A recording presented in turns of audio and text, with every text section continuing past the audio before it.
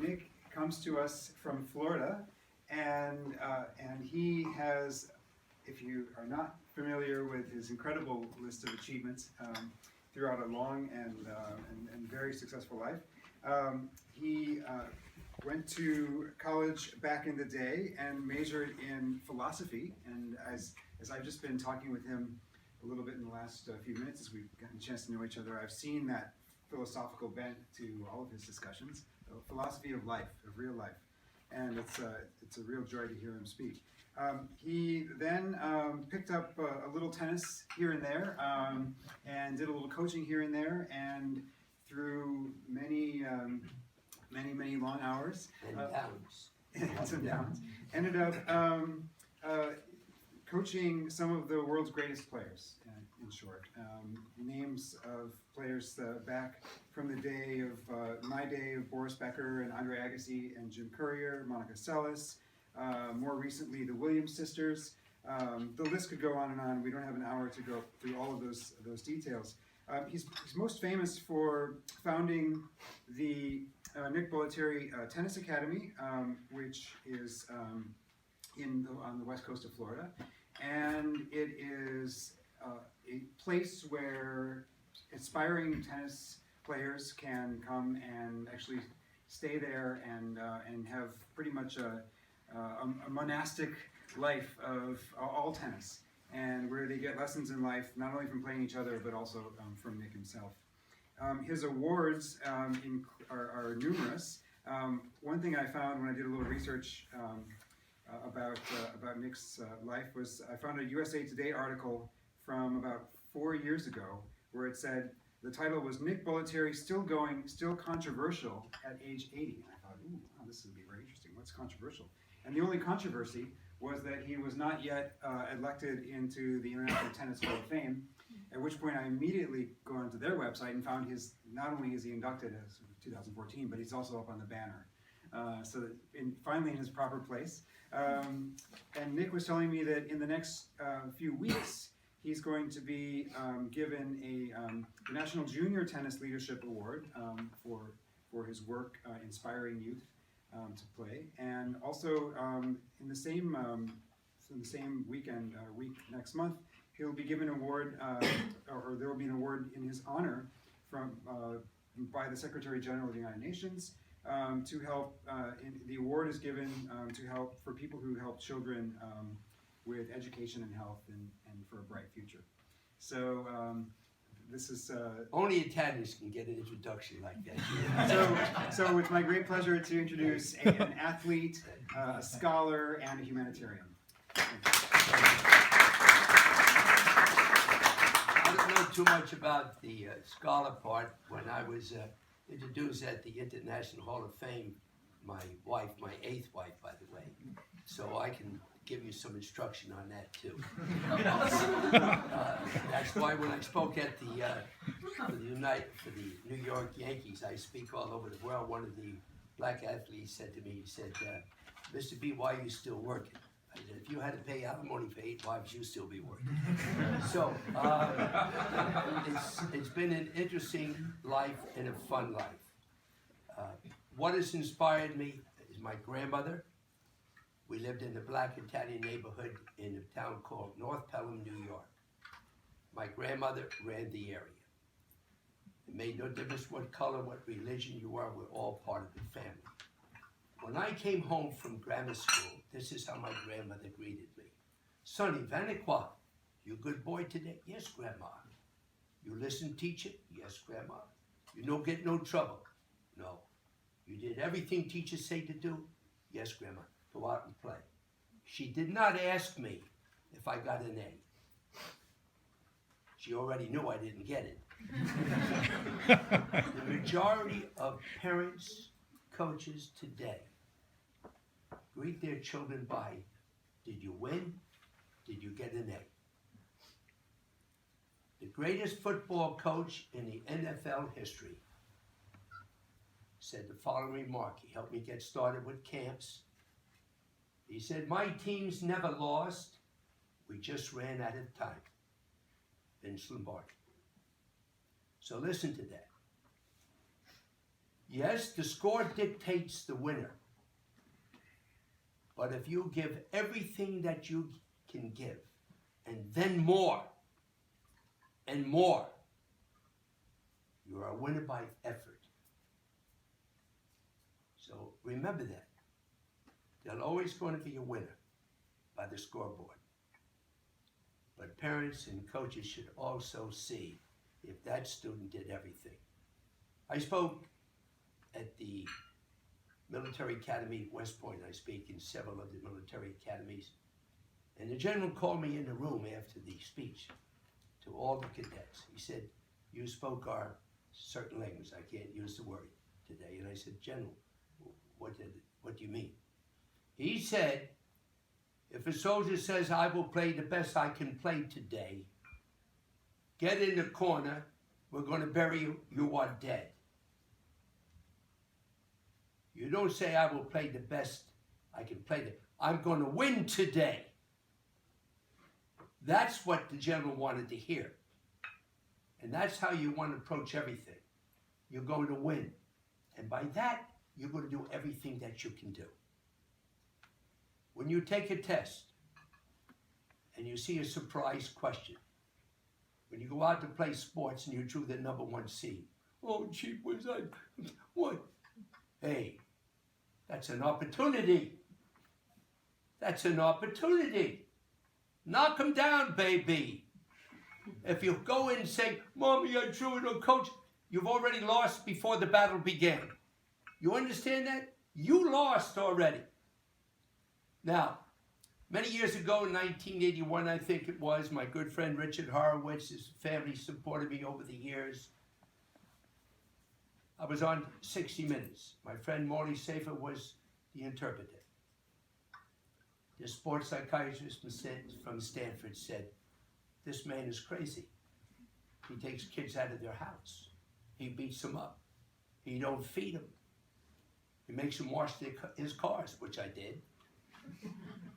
My mother, remember, we're all Italian. My daddy, the youngest pharmacist to graduate from Fordham Pharmaceutical School. My mother, la faccia brutta, la brutta basta, began cursing at the television. And she said, Jimmy, why are they talking about our son this way? Listen to what my daddy said in a soft voice.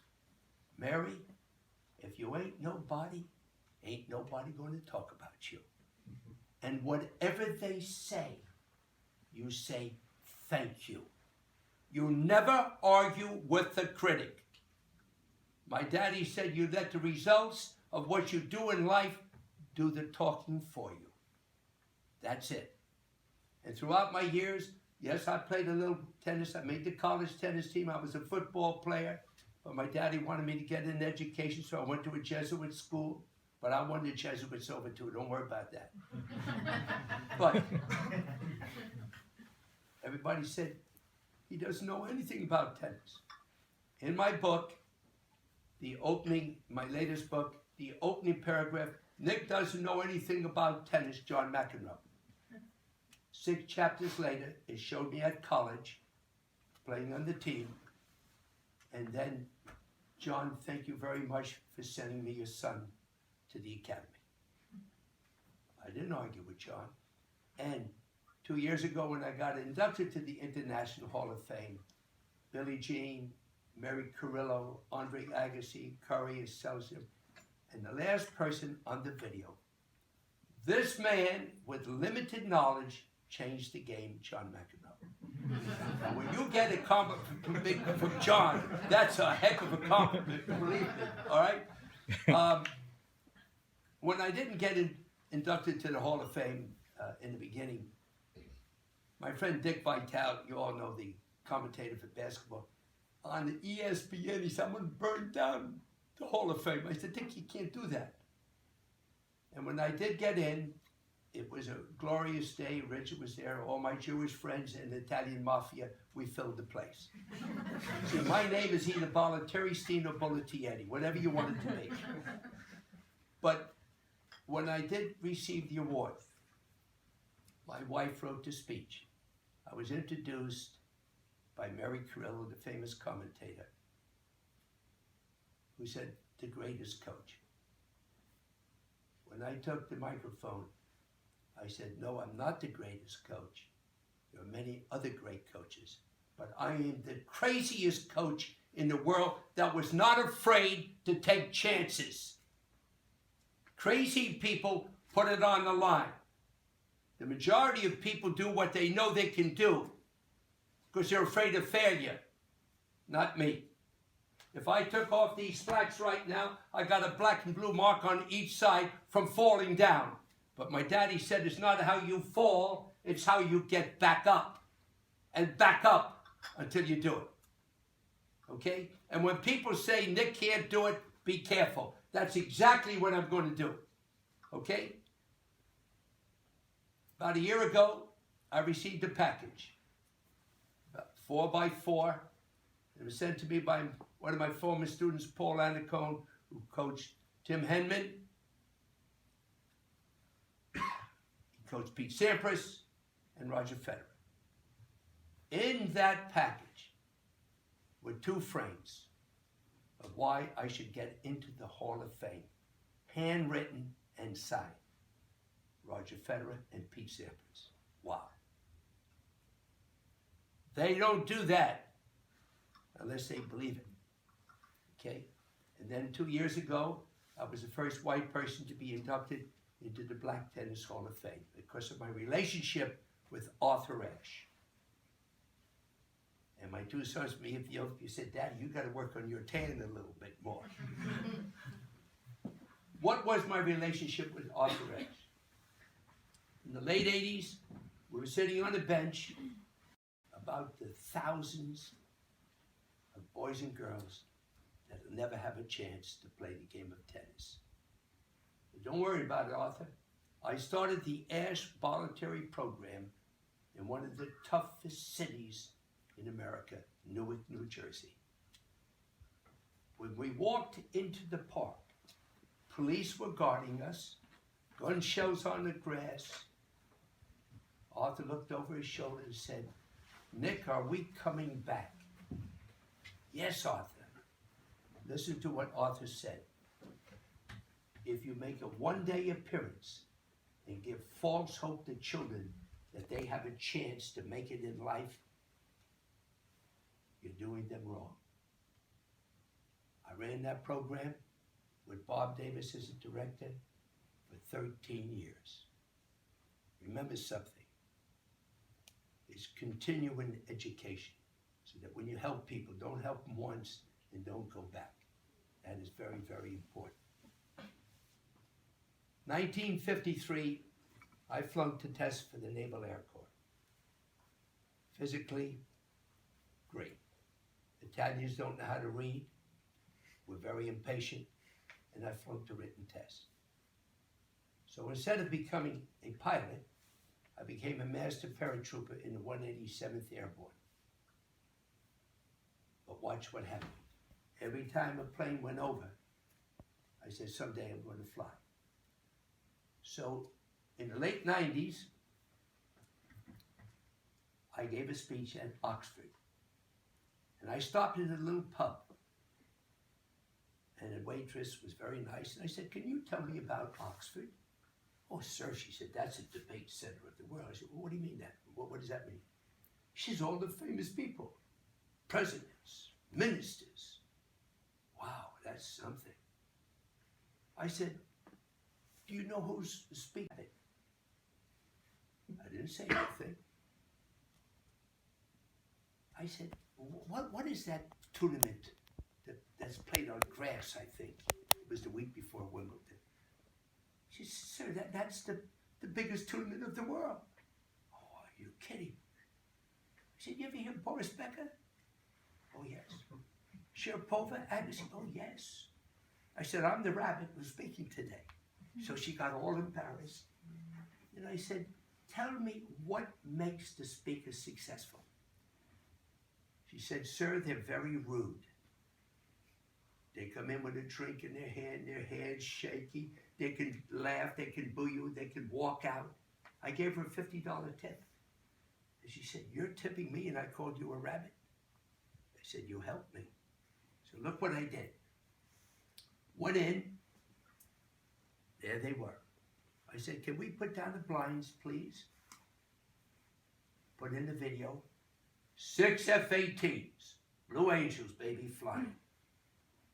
And at a number 6, my pilot, Yogi Bear, I get out. I got to fly.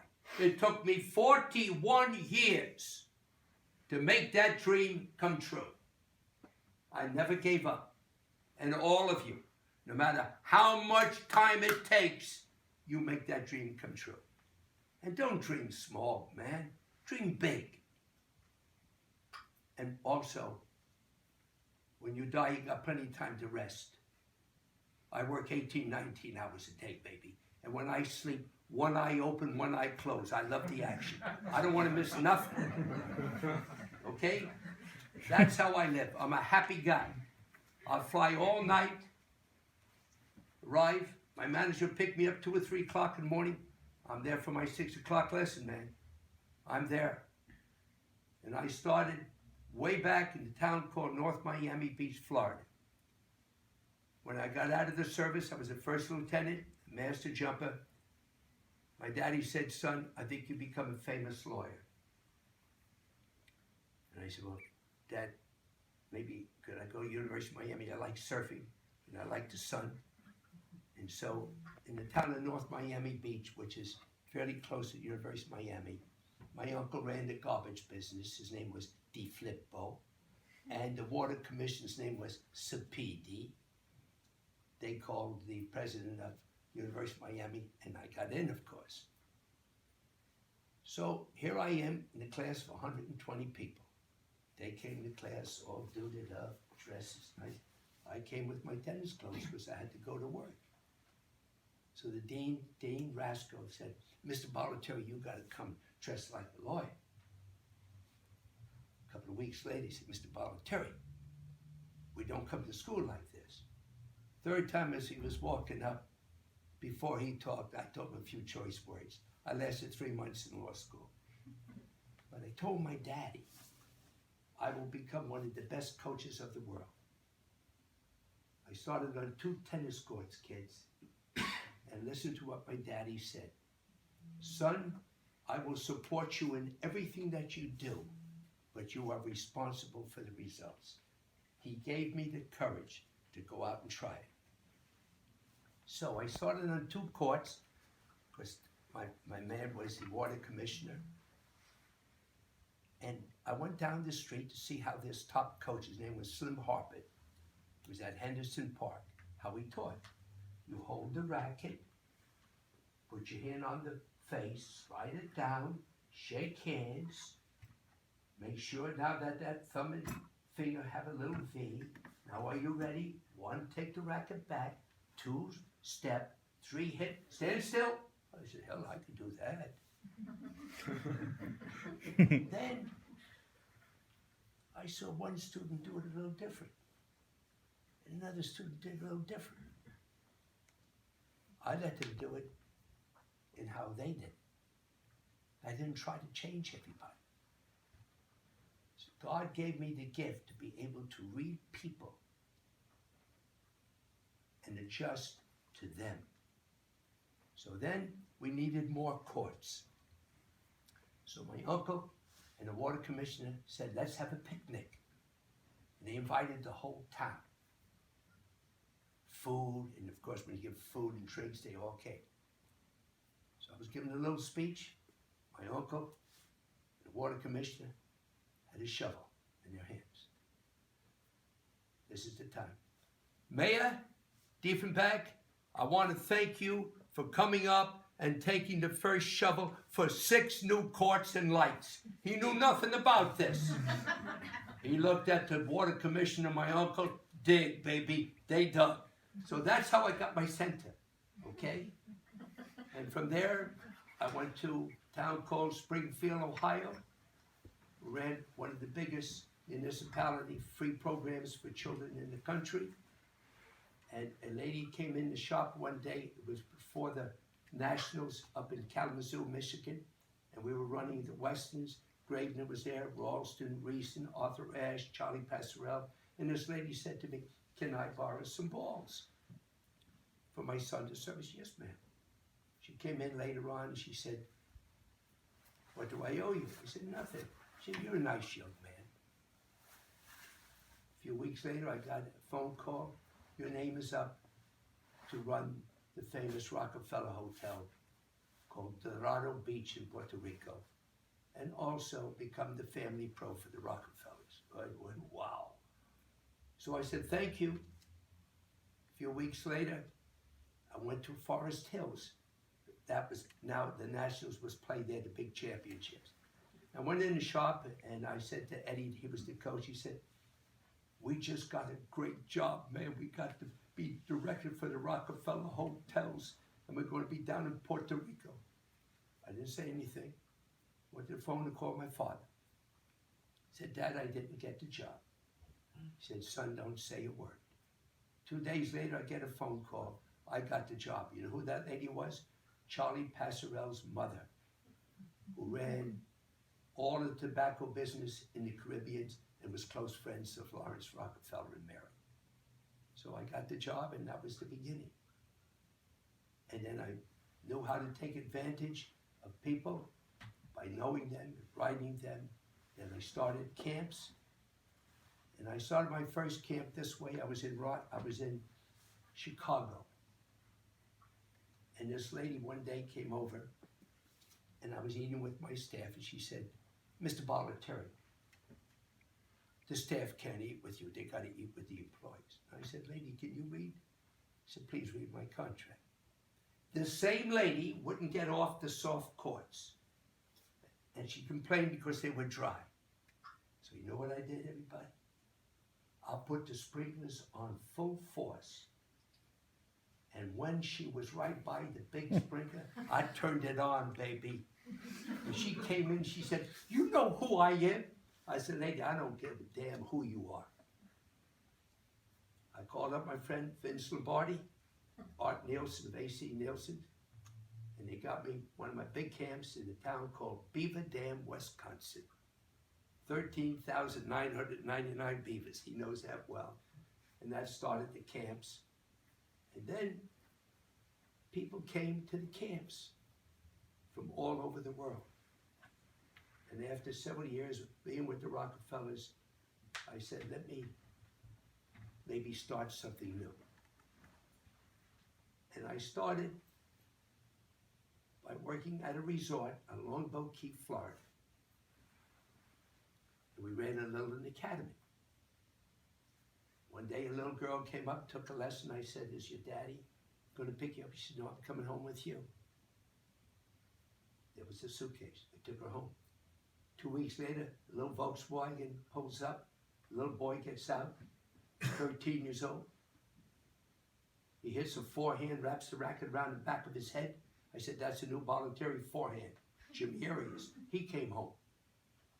In 3 months, I had 10 in my house. I came home one day, nice note on there. "Nick, I love you, but I got to take care of my children." That wife left, okay? 10 children. So then I bought a little motel and a little tennis club. Supposed to be 2 in the room. I had 8 in the room. I cemented the swimming pool over. That was the study hall. And my buddy was a Marine sergeant. He made those kids get up and spit chime and walk to school. I should have been locked up. We had 8 in the room. Then my good friend lent me $2 million. And I bought 40 acres of tomatoes. And it came down to 2-2 votes. And my good friend, the judge, voted for the academy. We started the academy, 40 acres. Today, 500 acres, 1,000 full-time students, 9 sports. The Oakland Raiders were just there for 2 weeks. NFL, the Rangers come in. We now have an academy, but listen to what I want to tell you. Only 2% of the world's athletes make a living. The majority of our students go to college. I plead guilty back in the 70s and 80s. I was convicted of turning children pro when they were still in diapers. Arias, 14 years old. Colin Bassett, 14 years old. Maria Sharapova, 17 years old. Andre Agassi, 16 years old. Not today, kids. The athletes are big and strong. We advocate for the kids to go to college for a few years first. 2% of all athletes make a living in any sport, 2%. So if you go to college and play for a couple of years, that'll give you a strong message. Let's talk about a word, I can't do it. Took a young boy up to Washington, D.C. to play in a big pro tournament. He had just signed a multi-million-dollar contract. And he was going to play the feature match. Got out on the court, had his hair all brushed up, had maybe a little fingernail polish on his hair. He was all duded up. This veteran beat the tar out of him. So I went out and I said to his brother and to his manager, Billy, where's my boy at? Nicky's across the street in the park. Boys and girls and ladies and gentlemen, I walked across the street and he was breaking all the rackets. And I said, what's wrong, son?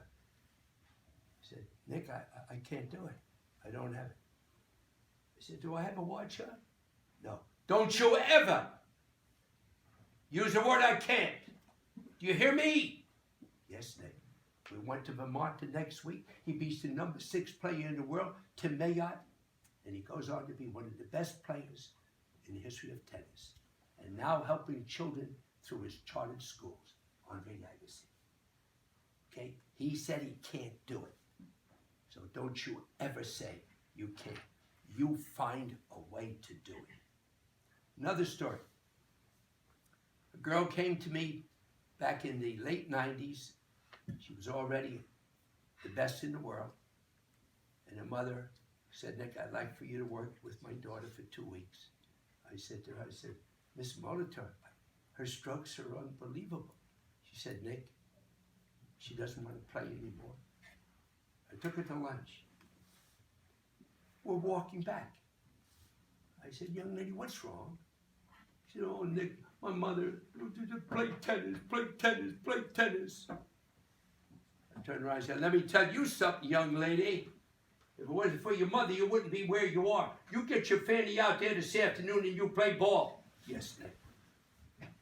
She practiced, went up to the last World Championship played in Madison Square Garden. I got there to see the quarters, saw the finals. I saw the semis and the finals. She beats Lindsay Davenport to win the World Championship. Took the microphone.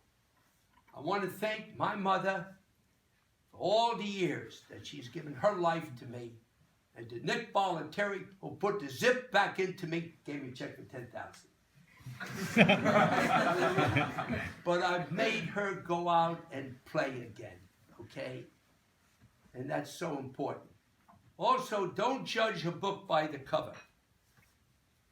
I had the best young girl in the country, Pam Caceres from North Carolina.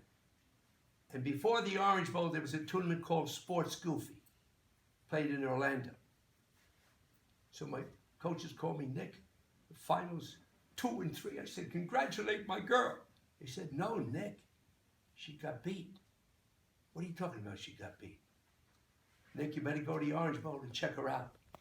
So I go down to the Orange Bowl, and I asked the director of tennis, can you tell me where this girl is playing? Nick, she's on court 4. And as I was walking between the courts, there was big bushes and the backstops, and you couldn't see the person. All of a sudden, ee! Ee! I said, what the hell is this? I thought it was an animal.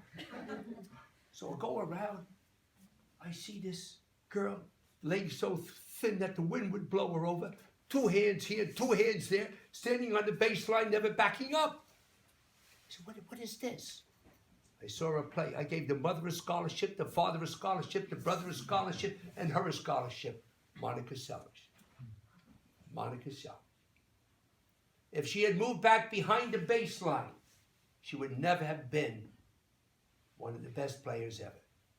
She was not athletic, but she would hit hundreds and hundreds and hundreds of balls on the rise. She was always after you. And a super girl. And when she got stabbed, she didn't complain about it. She accepted it, okay? A super, super, super lady. All right? Another little story. Girl came to me, and I had coached her for several years, and she said, Nick, will you work with me again? I said, well, let me think about it a little bit. I wrote her a letter. She came to me the next morning, crying, tears coming down. Why did you say I was overweight and fat for? Because you are. You eat tiramisu day and night. So Sven Gronfeld, who's now coaching with Maria Sharapova, we began working with her. 3 months. You ready? She did 7 2-minute drills this way. Short backhand, deep backhand, short forehand, deep forehand for 2 minutes. In a 30-second rest period, she skipped rope, baby. She skipped rope. Worked 6-8 hours a day. She won the Australian Open. She won the Australian Open. Maybe I should have been a little bit more finesseful in how I said it. But as I said, Nick is controversial. And that's Nick. But I gave her my heart and soul, man. Okay? Another one. I get a letter from a lady. Nick, thank you for the scholarship you gave my son. Will you please change his baseball grips on his backhand? I looked at him. I said, son, forget the backhand. Hit all forehands. Get that serve and beat him up physically. Jim Curry, #1 in the world. Whatever success I've had is to deal with people as an individual. As an individual. And also remember, boys and girls, as you grow up and you have children or you're around children, you can change the personality of a youngster by the way you speak to them in front of people. I had a little boy, I just gave an inner city clinic out there for the USDA, and this one little boy could not hit a ball. We had about 60 juniors. I stayed there until that little boy hit 3 balls over the net.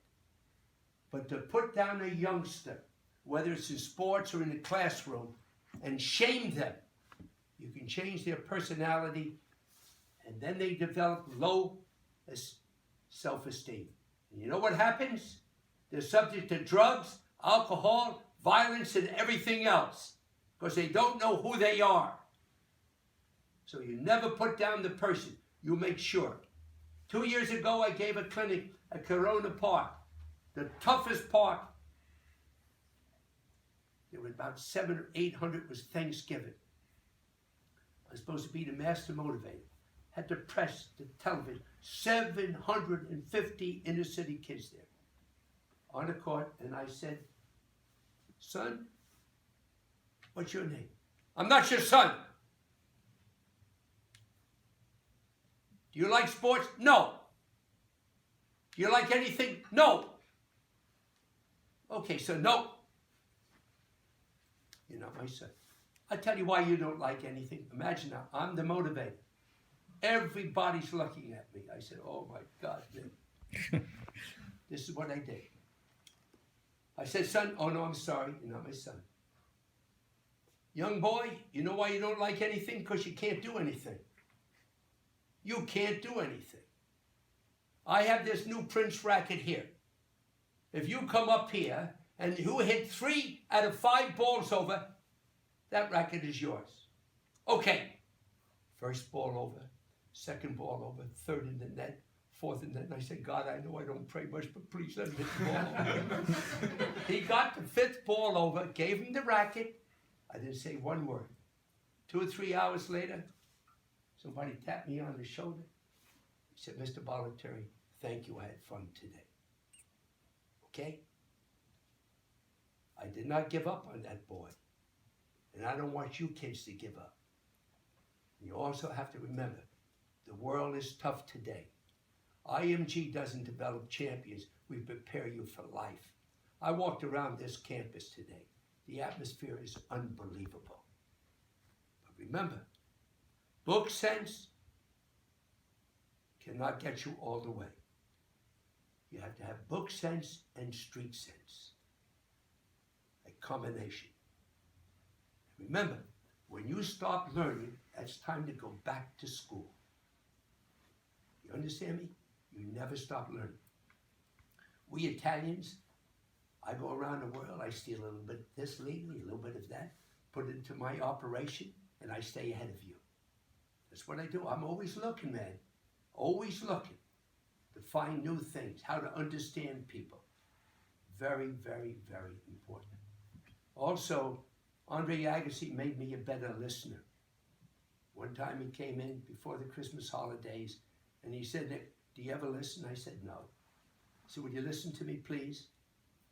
He said, "The dean of the school wants me to cut my hair, Nick. Would you take care of it?" Certainly I took care of it. I told the dean, "What are you judging somebody by their hair by? Okay? My son had long hair. You judge a person by the person." So learn. And it's not going to be easy, kids. When I spoke at Harvard, it was in an elevated classroom. About 135 people came that day. As I looked around, I tore up the speech. And I said, wow, can you imagine Nick Bollettieri with PhDs and master's degrees? I feel a little bit out of place in here. I said, is the door up there open or shut? He said, it's shut. Well, I want to tell you something, all you geniuses. Today, when you graduate, you don't start at $250,000. So I'll tell you what I'm going to do. I'm going to give you 50 years from street sense. And I'm going to put that in with your book sense. I'm going to help you open up the door to even get an interview. Should we get started? And that's how I started my speech. Remember that. Book sense is very important, but it's how you apply that book sense. And all of you, there's no such thing as I do it. It's we do it. It's teamwork. You're part of a team. I would not be where I am today if I didn't have dedicated people. But I have one rule. I'm the first one to work and the last one to leave. And when you work for me and you come in that front door, don't tell me about not having enough money, your child's not doing good in school. When you come in that front door, baby, there's one thing. You're here to work with these kids. Okay? That's the way I am. But I don't lead by words. I lead by example. I take the blame if we fail. If we win, I share that, and I share the rewards. That's what it's about. Teamwork. I learned a lot from the Blue Angels. They allowed me to come and hear some of their seminars. Imagine two jets coming at each other at a combined speed of 1,000 miles an hour and turning away from each other only 3 feet apart. Imagine if the mechanic didn't get those engines going right. It's teamwork. Everybody's important, from the person who cleans the bathrooms to the person who teaches you in the classroom. It's all about teamwork, and we do it, not I do it. Okay? And share. Boys and girls, select your friends very carefully. A friend is there when the SHIT hits the fan and stays with you. Otherwise, they are an acquaintance. I'm 85, baby. 31 waist, 153 pounds. I work out. I'm a damn good golfer. I surf. I ski. I don't drink. I've never had a drug in my life. Now, if you do, go off the beaten track. Get with somebody that loves you and understands you. Okay? All of you will fail sometime in life. But it's how you recover from that failure. Remember, you can fool others, but you can't fool yourself. So you tell yourself 3 stories when you go to bed tonight. Your side of the story, I was fantastic. The other side of the story, you weren't fantastic. If you can tell yourself the truth and come back the next day and do it a little better, you'll be a better person. You'll be a better person. And remember, when you're on the same team, you will argue at times. You will fight at times. But when you go out to battle, when you go out for a business deal, you go out as a team. You go out as a team. Remember, talk, man, talk. If you think the coach is doing it incorrectly, your teacher, go up, speak to him. Say, I thought the presentation you made today, it didn't come across. Don't be afraid. Tell him I didn't understand it. And always tell the truth. Back in 1949, my father bought a new Riviera Buick. And my friend and I were looking at it. My dad said, son, take it for a ride. So we went up to a school called New Rochelle High School. And I was dating this girl, and we looked across the lake, and I saw her getting in the car with another girl and two guys. I said, what is this? What is this? So I put the car in gear, and it had snowed that day, and it had frozen over. The car skidded. I went up on the property of other people, hit some big rocks, knocked in the whole side of the car. My buddy said, Nick, what are you going to do? I said, don't worry, I got it covered. I didn't know that the lady got out of the house and took my license plate. Went on home, my daddy's up on the porch, 6 steps, my friend is behind me, walking up. Son, how do you enjoy the car? Dad, it is something. But Dad, you will not believe what happened. What happened, son? I said, Dad, we're in for a basketball game. Came up, someone hit the car, Dad. He said, tell me that story again. He came a little closer. My buddy backed up a little bit. I said, Dad, you will, pow. First and last time my daddy ever struck me. What had happened? The lady took the license plate number, called the New Rochelle police, who called the Pelham police, and 3 of my uncles were cops. And my poor uncles had to come and tell my daddy what happened. And listen to what my daddy said. Son, all you had to do was tell Daddy the truth. And I would have understood. I'm telling you right now, if you tell the truth, your chances of coming out of something increase tremendously. And by the way, that young boy became one of the top lawyers in New York State, and he tried a case in New York City and ruled against this girl. He was out cutting his lawn. I was at the French Open, and the father came and shot him to death on the lawn. And that's the penalty sometimes of being a judge. And those things happen, but you have to tell yourself the truth. And you know, when people say to me, Nick, how do you feel today? I'm above ground, baby, and I'm smiling. That ain't bad. And anytime you're above ground, boys and girls, you have a chance to achieve. But you have to help others. Remember, help others. Help others believe that they can make it in life. That's very, very important. Remember what I told you now. All of you will fall down. Don't be ashamed. But make sure you see somebody that'll help you. Nervous? Don't be ashamed to say you're nervous before a big test or an athletic event or a business deal. When I made my first jump, an officer or a sergeant went first or last. That was a mass jumps. I can still see that little buck private next to me. Mr. Lieutenant, you going to jump? Yes, sir. You nervous? You scared? He said, I'm so scared I got a diaper on. I wasn't ashamed to tell him. He said, Mr. Lieutenant, if you jump, I'll jump. I was scared every time I jumped. So don't be ashamed to say you're nervous. But the trick is, how can you control those nerves quicker than the opponent? That's what it's about. When you take a test, certainly you're nervous. That's part of life. But if you are prepared, you can work through those nerves. Also, remember, part of being a character is learning how to say thank you. Thank you to your teammates. Thank you to your classmates. Thank you to your teachers. Thank you to mom and dad and grandma and grandpa. Thank you.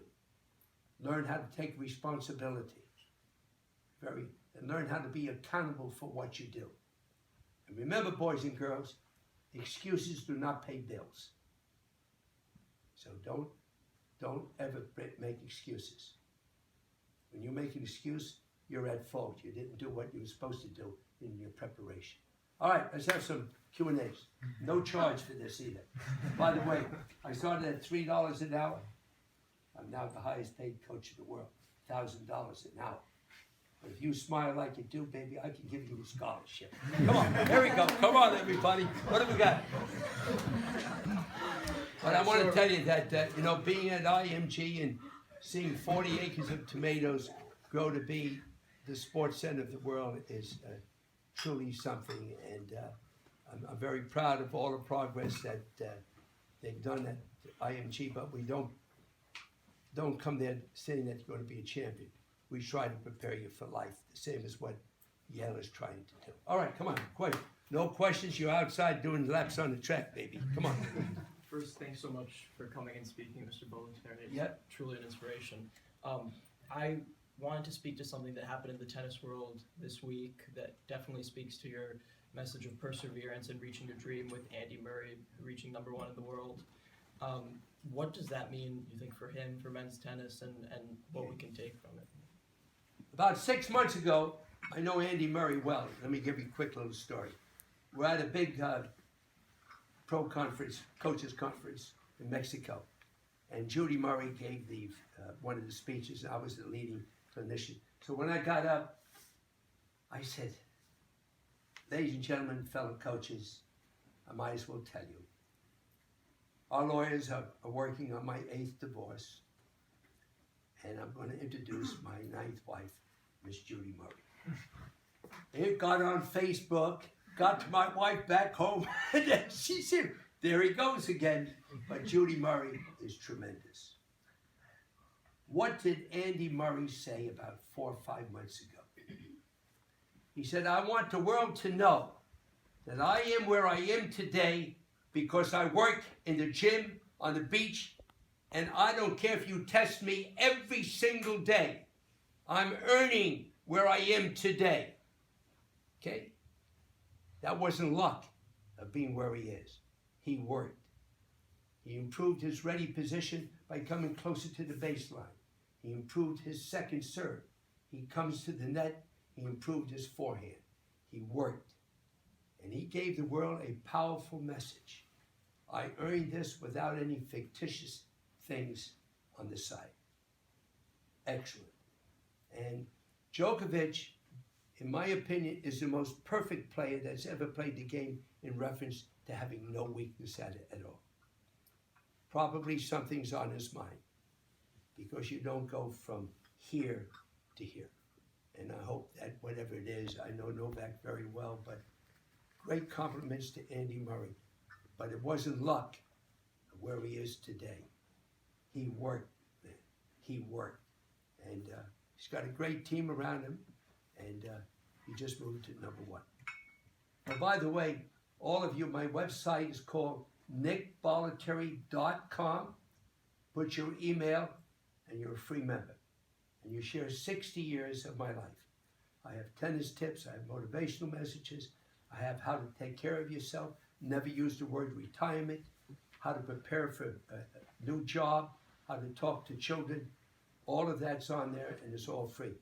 And if you don't click on, I'm coming back up here, baby. All right, come on, another question. Come on. This is the time. Here, we have one here. Yes. Coach, all right. What was, we heard a lot of your great successes. What have been your biggest failures? My biggest failures was at the French Open. I'm coaching both Courier and Agassi, and I sat in Agassi's box. That was a huge mistake. Jim forgave me, and he's one of my best friends today. I sat in Andre's box instead of him. That was the biggest mistake I've made, is that. The other one, not having a business manager. So in 1987, my business manager says to me, Nick, you're bankrupt. I said, well, how can we be bankrupt? The place is full. He said, Nick, you gave everybody scholarships. Would I do it again? You're damn right I'd do it again. I gave everybody scholarships. But I brought a system into the game, 10 number ones in the world. So that's what I wanted to do. And then IMG bought it, and then William Morris Endeavor now owns it. I sold it for $7 million. I paid $6.5 million in debts, including $2 million to the man who lent me the money, $500 in an alimony settlement, and I ended up at zero. But I ended up with something that no one else ever did in the world. The first live-in sports academy. Around the corner, one of the ladies where I grew up had a cherry tree. We would climb the cherry tree. My buddies reached out on the branches. Not Nick Bollettieri, baby. I went out on the branches. That's where the fruit was. Another lady had beautiful lilacs. Beautiful. You know what I did? I cut the lilacs, knocked on the door, and made her buy her own lilacs. And she bought them. All right, come on, another question. What do we got? We have one here. Yes. I just wanted to get your thoughts on Nick Kyrgios and sort of like his suspension with the sports psychologist and his potential.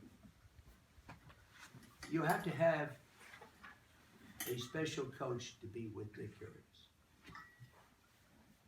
First of all, he has all the ability in the world to be right up on top.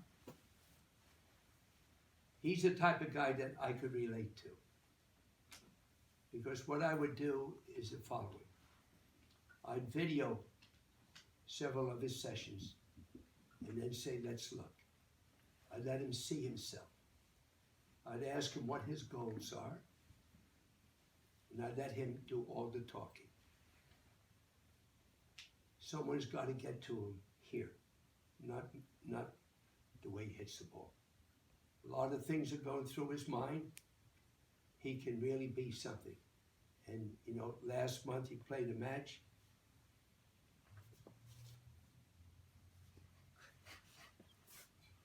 During the interview, he said, people paid to see you play. He said they should have stayed home then. Okay?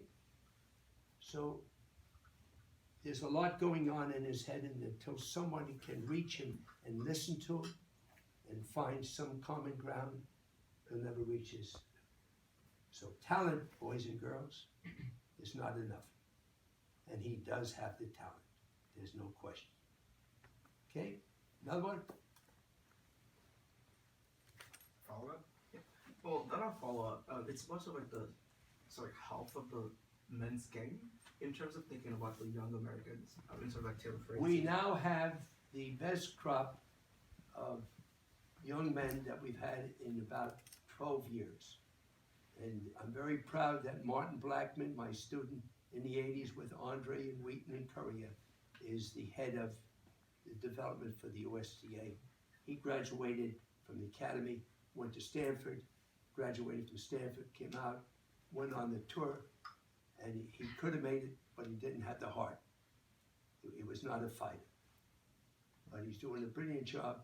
We now have about 8 young men that are tremendous. I was just with the Fritz boy yesterday. He helped in the clinic for the inner city children. He's one of the best coming up. I think he's 72 in the world right now. He's a young boy. Michael Moe from the academy. Donaldson is very, very good. Tai Fu is very, very cool. We have about 8 or 10 young boys today that have a chance. But what is the USDA doing? They're working with the coach of the student and financially supporting it. When parents read USA, sign here for $60 million to throw a football, sign here for to kick a soccer ball. Tennis, New York City to rent a court during the season, $150 to $200. Lesson, $150 to $200. can you afford that? They can't. So what do those athletes do? They go into other sports. But the USTA now is starting to fund those boys, and we have a chance to get back up on. But are you ever going to have another 80s? No. Why? The whole world is playing tennis now. Back in the 70s and 80s, it was about 5 or 6 countries. Now it's the whole world. By the way, in the top 10 of the men, our Kei Nishikori, who's been with us since he's been 13, he's 5'10". The other 9 players go between 6'2" and 6'10". So the game today is very physical. And if you can't move, baby, you ain't going to be a winner. Tennis is a movement sport. So that when Richard Williams started with his 2 daughters, Venus, Serena run for every ball. Daddy, suppose the ball is out. There's no ball out. You have 2 sets of eyes, your eyes and the brains. When the eyes see and the brains say, I don't know, you'll never reach it. When the eyes and brains see and you work simultaneously, you'll get to balls you never thought you could get. I just talked to my coach back there, Alex, and he's going to have 1 court here with no lines. Going to take lines off 1 court. You're going to run for everything. You think I'm kidding? I don't kid. You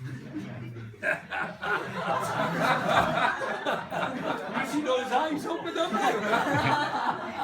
All right, how about another? Hey, yes, sir. Like the game is always changing. Like for example, when Jimmy Connors started hitting 2-handed backhand, or like when Bjorn Borg started hitting topspin, or obviously like Djokovic and Nadal changed the game a lot. Where do you think the game is headed? Where do you think it'll be in another 15 years? I think that the game today has to be an all-court game. I think you have to have the ability to do a little bit of everything. I don't think you can just win from the baseline. But I don't think you can win by serving volley and coming in on everything. I also think that you cannot have a weakness in a pros game today. You can't predict it because the game is too fast. So the game is going towards probably a lot more on physical.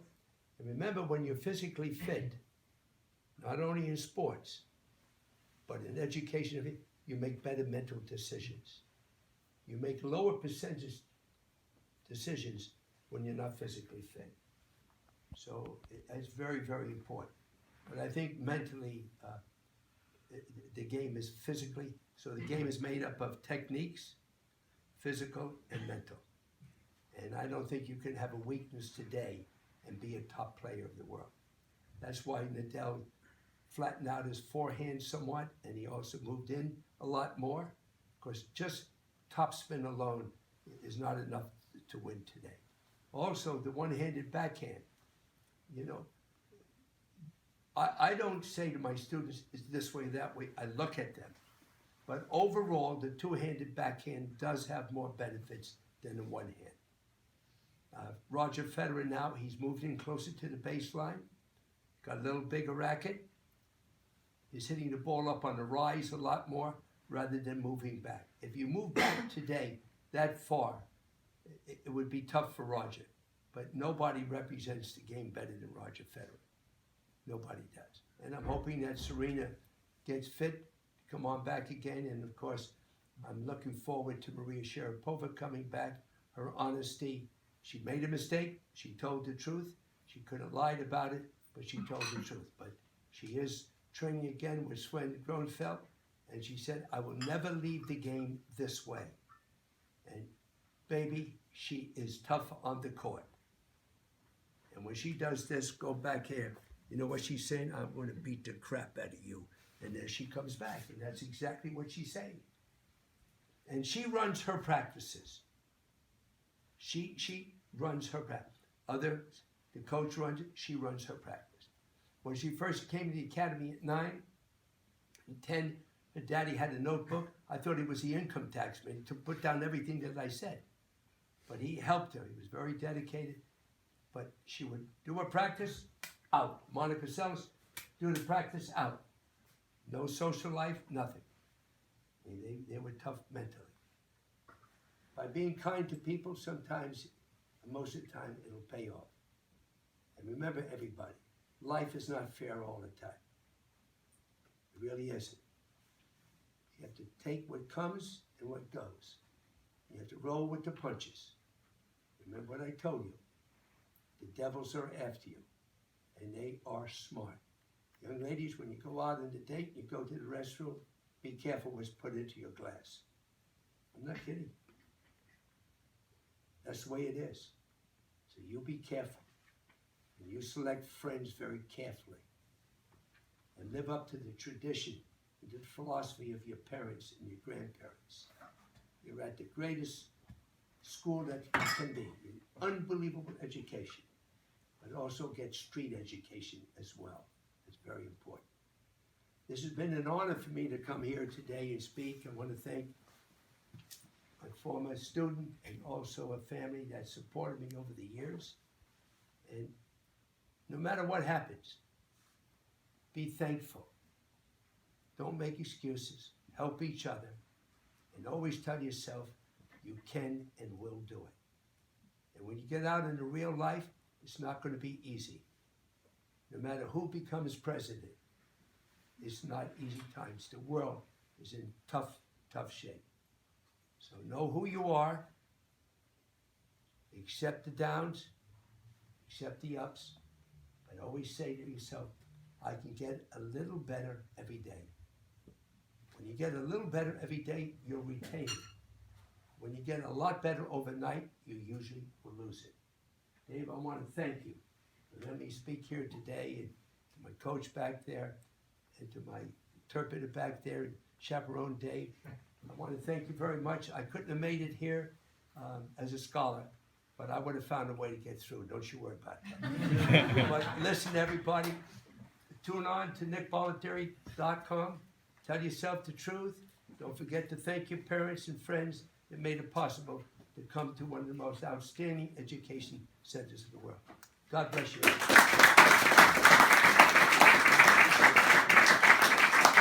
So in thanks to Nick, we have something that he might find useful.